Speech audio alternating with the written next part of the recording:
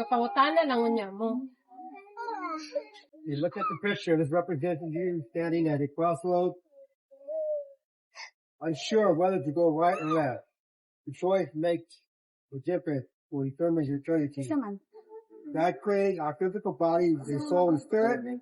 The soul and spirit, what gives the physical body life. The soul and spirit will never die. Your name will remain. Although your body will die someday, you will continue to live through the soul and spirit. Psalms 139, verse 14. For you formed you, and my inward part to wound you, my one wound. I give you thanks to you, for I am fearfully, wonderfully made. Wonderful are your works, and your soul knows it very well. Tanawa ang litrato to kana nga picture nga na sa primero nga page. Nagrepresenta ka na kanimo nga nagtindog sa usa ka krusada. Wala kahibalo kung nasa wala o tuo ang imuhang padulngan. Ang imong kapilian sa kinabuhi magtakda sa imuhang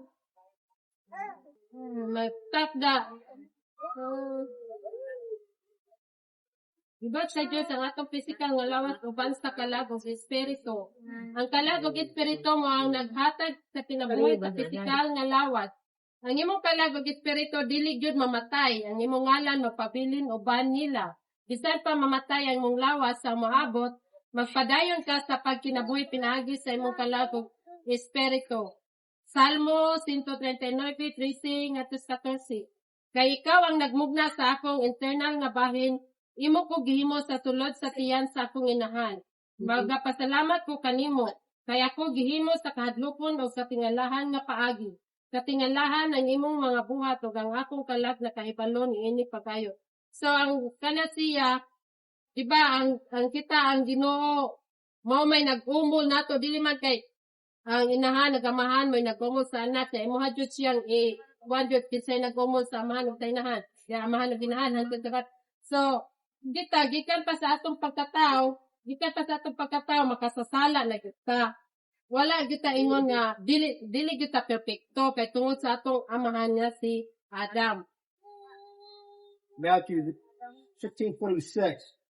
What you do, you benefit if you gain the whole world, but you lose your whole soul.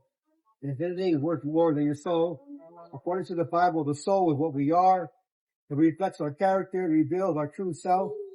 It includes our likes and dislikes, and also how we relate to one another. We experience life through our soul. It engages 5 senses, your mind, and everything in the moment of that day. You are using your soul right now.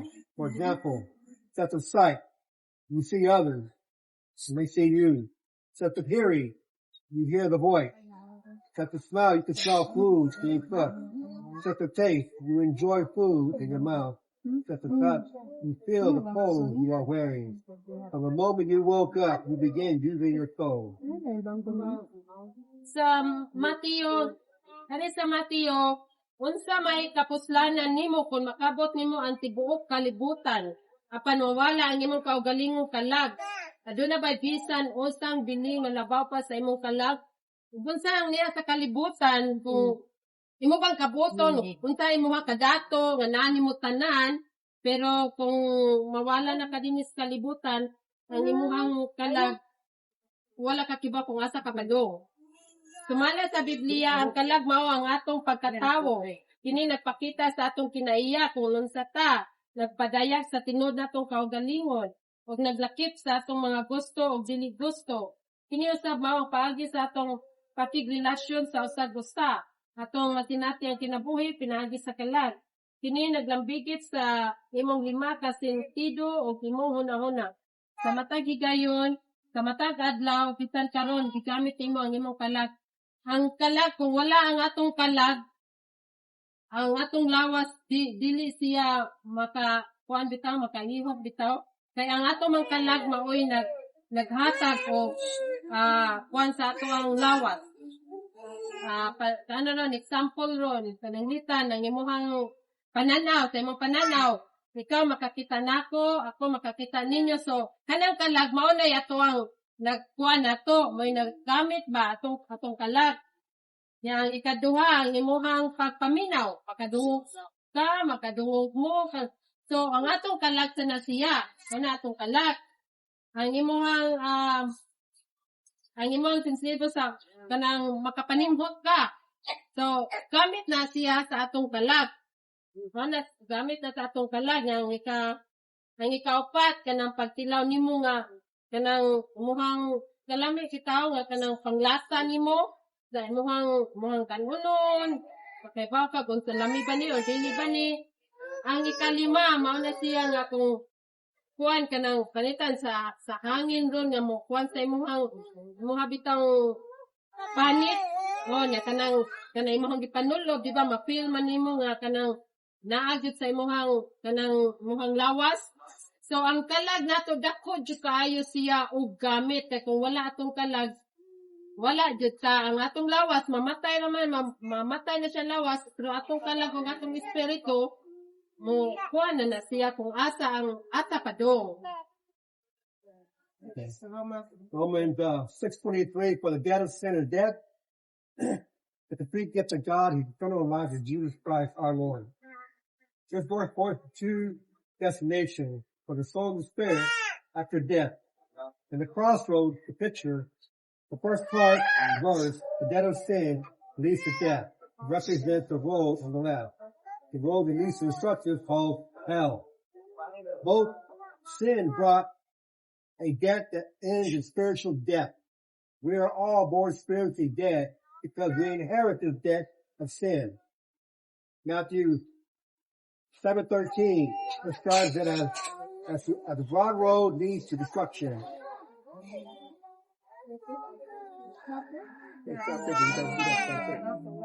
Sa Romans 6:23, kaya ang bayad sa sala maong kamatayon na pananglibre nga gasa sa Dios maong kinabuhi. Walay katapusan pinaagi kang Kristo Hesus sa atong Ginoo. Kini nga bersikulo na punting sa duha ka destinasyon alang sa kalag ug espiritu human sa kamatayon. So inig mamatay ta ang atong lawas, mamatay ang atong kalag, buhi ang kalag ug espiritu buhi, wala jud na sila kamatayon. Ang atong ang lawas mapiling dinis kalibutan pero ang atong kalag ug atong espiritu wa kabaw kung asa padong sumaw ni siya nga duha ka dalan ang atong padulngan ang dalan sa wala nga maoy ang utang sa sala nga nagdala sa kamatayon nasulagway sa dalan sa wala kanang nga dalan nagdala ngadto sa pagkaguba itawag nga impyerno batong sa impyerno ang sala nagdala og utang nga magtako sa espirituhanong kamatayon tanan kita gipanganak sa espirituhanong patay tungod kay namanan nato kini nga utang sa sala. Mateo 7:13 Nagkulagway niini ingon nga ang lapad nga dalan nga nagdala ngadto sa pagkapukan. Ang ikaduhang bahin sa bersikulo, ang libre nga gasa sa Dios mao kinabuhi nga walay katapusan pinaagi sa Kristo Hesus sa atong Ginoo. Sa duha ra gyud ang atong padulngan kung mamatay ta, wala ba or tuo. Ang dalan sa wala mao na siya ang dalan paingon sa impyerno. Ang dalan sa tuo mao na siya ang dalan paingon sa langit. The second part of this verse, but the free gift of God is eternal life in Jesus Christ our Lord, represents the road on the right of the picture. The road leads to salvation and eternal life. Mao na siya. Ang kanang okay. Matthew 7:14 describes the narrow road that leads to eternal life. Only a few find it. The word debt is familiar that we're all used to. We make regular payments for things like electricity, water, property taxes, food, supplies. These are examples of our spiritual debt. In Romans 6:23, this debt refers to spiritual debt that leads to spiritual death. The debt is passed down from us from Adam, and we inherit it. So, ang kanang dalan sa tuo, mao na siyang dalan nga nagdala sa kaluwasan o kinabuhing dayon ngadto sa langit. So, sa langit, nga kung kita mo sunod ngadto sa daan sa tuo, padong na kanang ngadto sa daan sa langit. Ang Mateo 7:14, naghulagway sa nagkagingit-ngit nga dalan nga nagdala sa kinabuhi nga walay katapusan o pipila ra ang makakaplag nini kay naa sa Bible ko ang dalan padung sa langit gamay ra siya o gamay ra sad ang nakakaplag nini apan ang nagdala sa kinabuhi nga katapusan o pipila ra ang nakakaplag nini ang pulo nga utang kanaganing death sa kuan sa Biblia pamilya taana kay mo payad man jud ta kada buwan no sa confession kanang atong mga utang nato nga atong bayaran ng tubig, kuryente, kanang buhis sa kuan nga na mo na siya pananglitan na sa atong physical nga utang sa atong utang pero ang utang nato sa kuan sa atong Ginoo nga mao na atong pagabayran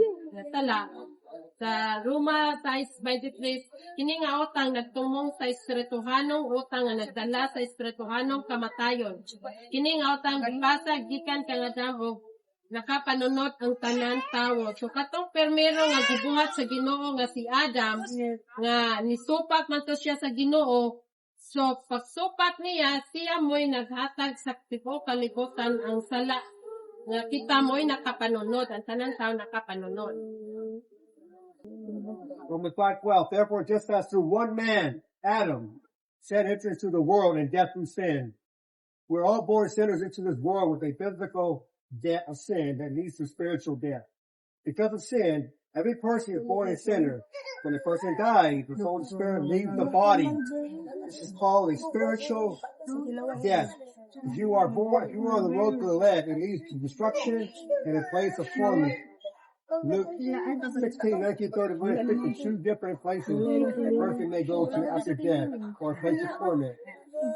If you are on the road going to the right, you're going to heaven. Okay, sa Roma 5:12, busa sama sa paagi nga pinaagi sa usa ka tawo Adam, misulod sa kalibutan ang sala o sang kamatayon pinaagi niini kita tanan natawo sa kalibutan uban ang espirituhanong utang sa sala nga nagdala sa espirituhanong kamatayon. Tungod sa sala, ang matag tawo na tawo nga makasasala. Sa dihangan, usa ka tawo mamatay, ang kalagog espiritu mo biya sa iyang lawas. Kini gitawag nga espirituhanon. Kung ana ka sa dalan paingon sa wala, kini nagdala sa kadautan o usa ka lugar sa kasakit. Mao na siya ang impyerno. Sa Lucas 16:19 ngadto sa 31, wala ni pamatay. Nagisgot sa duha ka lain-laing lugar nga maadtuan sa usa ka tawo human sa kamatayon, langit o usa ka lugar sa kasakit. Langit o impyerno, kaning lugar sa kasakit mao ni siya ang impyerno. Kung ana ka sa dalan paingon sa tuo kini nagpadulong sa langit. Kung ikaw ana ka kung imuhang pilion ang dalan sa tuo, ikaw padulong sa langit. Apan kung mo pilion ang dalan sa wala, ato ka sa impyerno. 2 Corinthians 5:8. To be absent from the body and to be present with the Lord. Jesus Christ made it possible for everyone to go to heaven. Though we are sinners, He took our sins upon Himself and nailed it to the cross. By the resurrection, Jesus defeated sin and death. 1 Corinthians 5:15-55. Death is swallowed up.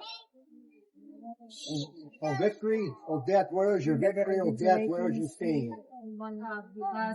Sa 2 Corinto 5:8 nga nawala sa lawas ug maguban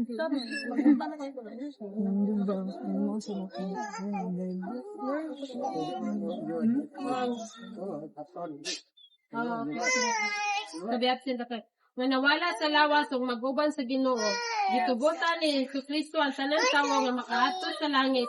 Bisan pa nga siya walay sala, kisagop niya ang imong sala o gakuha o gilukop kini sa cross. Ang nagpasabot ani nga si Jesucristo nga katong ginasal siya sa cross nga iya hatang giluwas sa atong mga sala. Pinaagi sa iyang pagkabanaw na pildi ni Jesus ang sala o ang kamatayon. 1 Corinto 15:5. Ikaon sa pagdaog ang kamatayon. O kamatayon, asa na ang imong pagdaog? O kamatayon, asa na ang imong hilo? Imong hilo. So, kani siya nagpasabot, ang ipasabot niini nga. Nang kitang tao, kung mamatay kitang tao, mawala ta sa atong lawas, magubanta sa Ginoo, kung imuhang gitugutan diha sa imong kasing-kasing sa Jesucristo nga mituo ka nga siya nabanhaw tungod sa atong mga sala gilansang nga siya gilansang sa cross tungod sa atong mga sala. 1 Peter 1:18 through 19. Jesus paid in full the debt of sin that we were born with by shedding his blood on the cross. He saved us from the penalty of sin. He died on the cross for you and me. Death no longer has power over those who trust in Jesus Christ. John 3:16. For this is how God loved the world. He gave his one and only Son, so that anyone who believes in him will not perish but have eternal life. God sent his Son into the world, not to judge us, but to save the world from sin and to himself. 1 Pedro 18 ngadto sa 19. Gibayaran ni Hesus ang tanang utang sa sala nga atong gipanganak. Pinaagi sa buhos sa iyang dugo sa cross, giluwas niya kita gikan sa silot sa sala. Siya namatay sa cross alang kanimo o kanako. Wala na'y gahom ang kamatayon sa mga nagasalig kang Jesucristo. Juan 3:16. Kaya kini ang paagi nga gigugma sa Dios ang kalibutan. Gihatag niya ang iyang bugtong anak karon ang tanang nakato kanya dili malaglag kundi magabaton o kinabuhi nga walay katapusan. Gitugyan sa Dios ang iyang anak sa kalibutan dili aron hukman ang kalibutan kundi aron luwaton ang kalibutan pinaagi kaniya. So ang kaning ang pasabot ani gibayaran ni Jesucristo po ang atong mga sala nga atong nanunod ni Adam pagkataon ni Jesucristo nga gilansang siya giluwas ta niya sa atong mga sala. Mao na siya nga ang atong mga sala wala na pero kung kamo nagato ni Jesucristo mao na siya ang dako nga sala nga nato kung kita dili ta motuon niya nga siya may nagbayad kana sa atong mga sala. Kay kung wala pa siya gilansan sa cross at kita tanan nato gyud sa impierno kaya ang impierno wala nagibuhat sa Ginoo kundi alang ra na sa ni Satanas at sa mga demonyo. Gusto sa Ginoo nga kitang tanan tao maadto gyud sa langit pero ang mga tao aduna may kapilian kung mosunod ba siya sa atong Ginoo or ato ba siya sa ni Satanas. John 11:25, Jesus told her, I am the resurrection and the life. Anyone who believes in me will live, even after dying. Everyone who lives in me and believes in me will never die. Do you believe this? The question I often ask, if you die today, where will your soul and your spirit go? There's another question. When you die, where do you want your soul and your spirit to go? You choose heaven? Here's how you can receive Jesus Christ as your personal Savior. John 3:5-6. Jesus answered, Truly, truly, I say to you, unless one is born again or born of water and spirit, you cannot enter the kingdom of God. That which is born of the flesh is flesh. That which is born of the spirit is spirit. Juan 11:25. Jesus mingon kaniya, ako mao ang pagkabanhaw ug ang kinabuhi. Ang bisan kinsa nga nagato kanako magabuhi, bisan pagkahuman sa kamatayon. Ang tanang nagpuyos sa ako og nagato kanako dili kayod mamatay. Nagato ka ba niini? Nga question. Kini usa ka pangutana nga sagad akong ipangutana. Kung mamatay ka karong adlaw, asa mo adto ang imong kalagog espiritu? Ang usab ang lain pangutana, kung mamatay ka, asa nimo gusto nga moadto ang imong kalagog espiritu? Kung nimo piliyon ang langit, niya unsaon nimo pag ila-ila kang Jesucristo isip imong personal nga manluluwat sa kinatapusan parang sinner's prayer bitaw pagampo sa kanang makasasala bitaw katatanan. So gikuha sa ni siya nako diha sa Biblia pod. So ang inig katapusan namo ani nga kuana ani nga page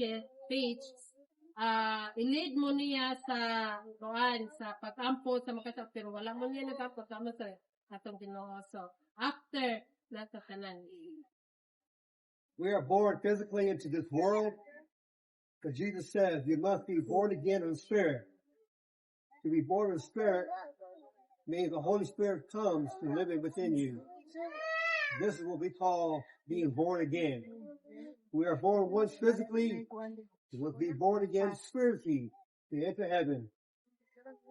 Cannot see the Holy Spirit just as cannot see the wind if you can feel its effect. John 3:7.